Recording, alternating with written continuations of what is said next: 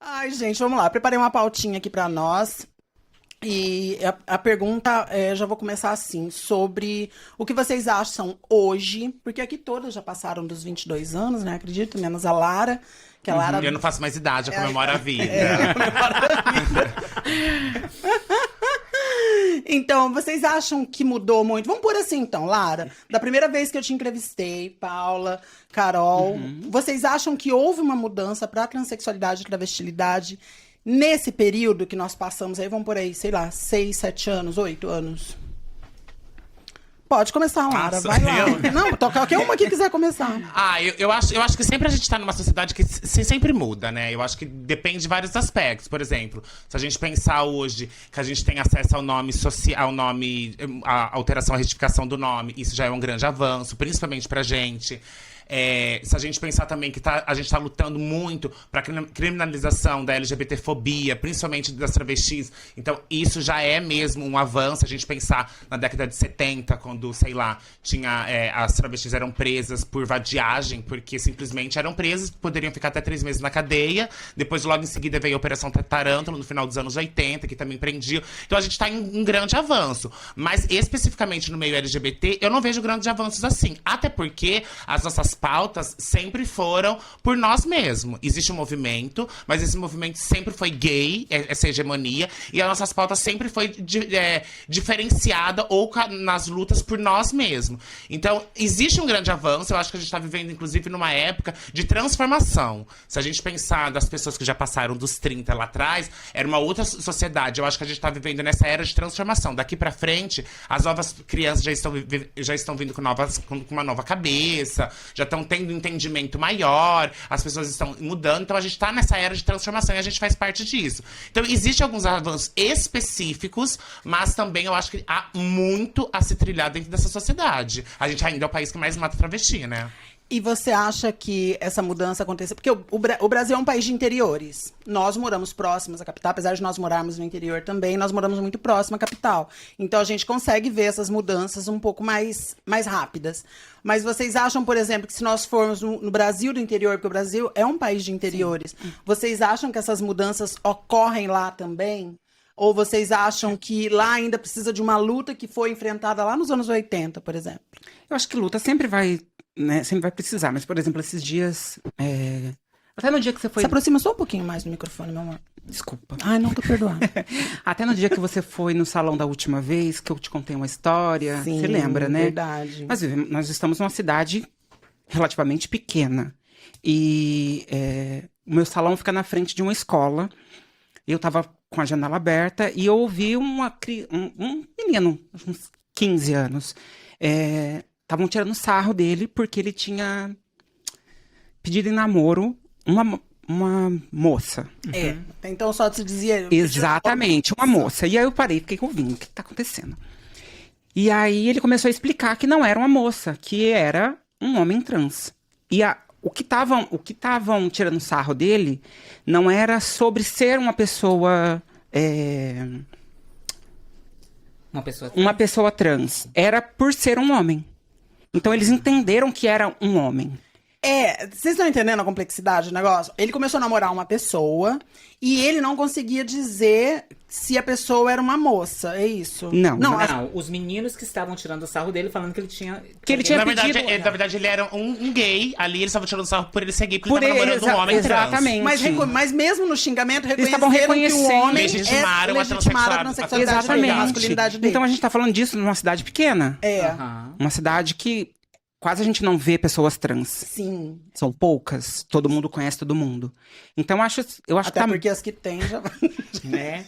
as que tem daqui. As é que tem isso. daqui. Não, tadinha, tem um monte de... E ainda tô importando de fora. Né? Exatamente. Não, eu entendi. Então, é isso. Mas ainda assim, nós estamos falando de Paulínia, que é uma cidade próxima de São Exatamente. Paulo, que tem outras... Mas será que... Vamos por aqui, gente. Aqui a gente tá dizendo de interiorzão mesmo. Interior do Mato Grosso, interior do Acre, interior do Nordeste, interior do Rio Grande do Sul, interior de Santa Catarina. Será que essas lutas já estão bem avançadas lá? Como que vocês acham? E detalhe, uma coisa que é bem aterrorizante de ver. Não precisamos falar de interiores não, viu? Porque Fortaleza é capital. E lá é bem complicado. Embora haja militância há muito tempo, embora haja vários grupos que falam de militância, que lutam há muito tempo lá, lá ainda é um local muito transfóbico. Muito. Entendeu? De você ter a certeza de sair na rua e o mínimo que vai acontecer é você ser xingado. Entendeu? Você não passa desapercebido. Então, eu não falo nem somente de interiores. Aí você pensa assim, se numa capital tão grande, turística como é Fortaleza, a gente vê esse tipo de situação, imagina nos interiores desses locais. Entendeu? É muito complicado. Aqui nós temos essa vantagem digamos assim, sermos pessoas que são mais atualizadas, tanto pela mídia, né? Porque hoje em dia nós vivemos numa época completamente midiática, que todas as informações, uma coisa que eu sempre falo, a informação tá aí, entendeu? Sim. E a maioria das pessoas, pelo menos daqui, dessa região, tem muita informação. Então, quando a pessoa fala assim, eu não sabia, porque não... é porque, no caso, você, né? Talvez não tenha procurado, quem sabe? Existe bolhas, nós sabemos, Exatamente, ok? isso, Mas vou falar hoje em isso dia, agora. cada dia que passa, as bolhas são mais rompidas, porque sempre tem alguém, sempre tem algum assunto que explode na mídia. Então, quando esses assuntos explodem, eles alcançam mais pessoas, entendeu? Pessoas, verdade. Mas, e o que vocês acham? Já conseguimos aí a criminalização da LGBTfobia, já conseguimos a mudança do nosso nome. O que vocês acham que é o próximo passo primordial, assim? Claro, não matar a gente já é um passo, mas estou dizendo assim, qual o passo primordial que vocês acham que deve haver de mudança agora? Eu só discordo um pouco da Paula quando ela fala do Você interior. pode quebrar um copo na cara dela, se você quiser, quando discordar. Não, eu tá? entendo quando a Paula fala isso, mas assim, a gente tem que pensar também que os interiores são feitos de pessoas, de sociedade. O Norte e o Nordeste tem uma das militâncias mais acirradas mesmo. E se a gente também, se a gente analisar um comparativo, o Norte e o Nordeste era os estados em que mais se expulsavam mais cedo pessoas trans, e hoje em dia não acontece mais isso. Então eu acho que já existe esse avanço. Claro que também o modo que as pessoas ali educadas, a gente tem que pensar tudo isso, mas o Nordeste ainda é um dos países em que mais tem militância muito ferrenha contra isso. Não, e é até um exemplo para as outras capitais. Mas eu acho que a gente vive em sociedade. Eu acho que o principal problema quando a gente se fala de militância é que a gente tem mania a impressão que eu tenho é que a gente coloca todo mundo, principalmente LGBT, num circo, e você fica ali em jaula e as pessoas ficam te estudando, te analisando, e todo mundo tem que ser igual. Não, existe especificidades diferentes, caminhos diferentes. Então, me incomoda muito quando, por exemplo, sei lá, alguém fala assim, vocês da comunidade não são unidos. A gente não tem que ser unido, cada um tem a sua ideia. Por exemplo, nem todas as mulheres cismundo pensam iguais, elas brigam entre si, elas falam mal, todos os homens brigam entre si, e tá tudo bem. Por que LGBT... Então, assim, a gente tem que também respeitar e legitimar esse corpo. É um corpo comum, pensante, que cada um tem a sua especificidade, cada um tem seus caminhos diferentes, mas a gente tem que pensar estratégias pra diminuir esse preconceito. Ponto. Mas ninguém precisa ser melhores amigas, best friend, todo mundo almoçar na casa de todo mundo. A gente tem as nossas diferenças e tá tudo bem. E pode também almoçar na casa de todo mundo, que tá tudo bem também. Você acha o quê dessa mudança? Você acha que a gente tem uma outra mudança a ser feita ainda? Uma nova mudança? O que pega pra você? Eu acho que o que pega mesmo ainda é a questão das pessoas te apontarem na rua. Mas isso aí, eu acho que todo mundo passa de uma certa forma, né? Eu acho que pega muito pra gente, porque nós temos nossas disforias, Sim, né? Então, exatamente. Mas eu acho que pra todo mundo, pro negro, quem é muito branco, quem é gordo, quem é alto demais. Mas é um preconceito diferente também, né? Sim. O que a Lara falou faz sentido em outro aspecto também, que é uma coisa que a gente fala muito, que fulana me representa. Não, às vezes essa fulana, mesmo sendo trans, não me representa. Ela tem um outro recorte, uma outra história, Exatamente. e ela representa ela e outras, mas não a mim. Eu sempre falo que tem pessoas trans e travestis que não me representam, até por conta de falas errôneas e coisa e tal. Ela me representa em vida, em sociedade, como luta, mas... então é isso. Cada uma tem suas especificidades e cada uma vai ter uma luta diferente uma da outra. Mas, ao mesmo tempo, estamos igual aqui em Paulínia, nós dois que moramos aqui. A gente tem nossas lutas diferenciadas, cada um tem seu rolê, uma diferente da outra, mas, no contexto geral, nossas lutas são igualitárias, né? São necessárias juntas também. Eu acho que esse problema que a Carol também falou de apontamento é porque também vai assim, durante muito tempo e até hoje, o corpo da travesti, o corpo trans, ele é visto como um monstro, né? Como um objeto, como sei lá. E quando você é obrigado, dentro da sociedade, a encarar esses monstros, então ele te obriga a lidar com esse seu medo, com esse seu preconceito, com essa sua fobia. Então é isso que causa o choque na sociedade.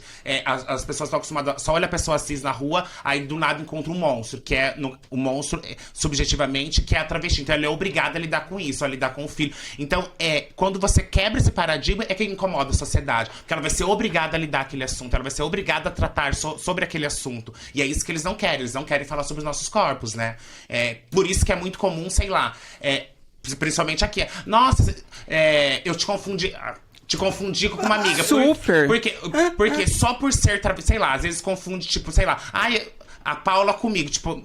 Não, por quê? Lara, nós três. Sim. Eu já fui confundida com a Lara. Eu já fui confundida com a Carol. E eu já fui confundida com as duas. E detalhe, a Lara tinha uma época que tava morena, a Carol loira, eu morena. Não tinha como confundir. Mas exatamente, por quê? Porque as pessoas não querem olhar pra nossa cara. Elas só olham que é uma travesti, mas ela não olha pra sua especificidade, não olha pra você. Ela não te enxerga como um ser humano. Sim. Ela te enxerga como um monstro que ela vai ter que lidar ali. É exatamente por isso. Isso acontece muito com o povo negro também. Tipo, é negro, você parece meu amigo. Tipo, aí você vai olhar, tipo, não tem nada a ver. Porque as pessoas não querem olhar pra gente. Elas não querem olhar pra esse monstro social que elas inventaram na cabeça delas. Então, é por isso que existe esse apontamento. Mas também cabe a gente também a ressignificar isso. Por exemplo, durante muito tempo da minha vida, eu me entendia como mulher trans. Porque eu queria me encaixar dentro de... E também parar de se apontada, que é um problema. Hoje em dia, eu não me denomino, eu não me visto mais como uma mulher trans. Porque eu uso isso. Hoje eu sou uma travesti, eu não quero ser mulher, eu não quero parecer mulher, eu sou uma travesti. Então as pessoas vão ter que lidar com esses monstros, subjetivamente, que elas criaram dentro da sociedade. Entendeu? E eu acho que é aí que a gente começa a chocar também. A higienização do nome trans e travesti, eu já até falei aqui, mas tinha muito mais a ver com a transexual. Então a gente higienizava a palavra travesti e falava, não, eu sou transexual. Sim. Mas eu sempre uso a palavra trans, não pelo termo transexual, mas pelo termo transição, porque a gente vive em eterna transição e aprendizado com nossos corpos. Então eu sempre falo, eu sou uma mulher trans travesti. Então eu coloco o trans da percepção de transição, mas travesti também, porque é interessante a gente empoderar a nomenclatura, que eu acho que é importantíssima e é de muita luta. E voltando aí no fato que você falou da representatividade, uma coisa que eu aprendi dentro da Ballroom, uma coisa muito legal, que quando você tem acessibilidade a certos locais, você, ao invés de querer ser representatividade, você tem que tentar. Se você tem acesso, digamos assim, você tem números, ou você tem acesso a certos locais, você sempre tem que fazer o quê? Tentar levar para aquele ambiente o máximo de pessoas trans e travestis que você puder. Porque ao invés de você estar querendo ser representatividade, você vai apresentar esses corpos. Porque quanto mais esses corpos forem vistos, mais natural vai passar a ser. Porque o problema é que, como a Lara mesmo falou, é aquela coisa, pra eles é um corpo estranho. Sim. Porque até alguns anos atrás, 5, 6 anos atrás mais ou menos, pelo menos aqui em Campinas, quase a gente não via trans de dia. 6, 7 anos. E quando vê, são as padronizadas. Exatamente. A gente não via travestis na rua, no shopping, no cinema. Era muito difícil.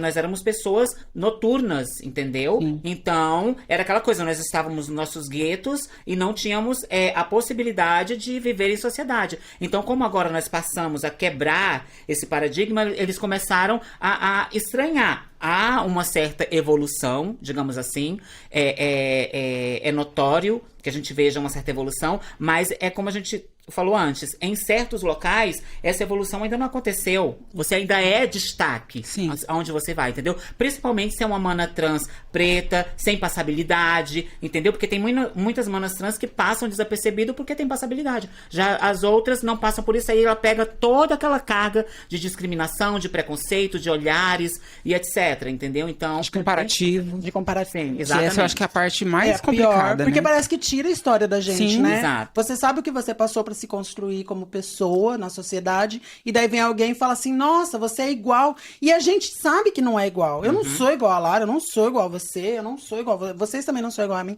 Então é muito ruim quando alguém deslegitima toda a sua história baseada em, é travesti é tudo igual. Exatamente.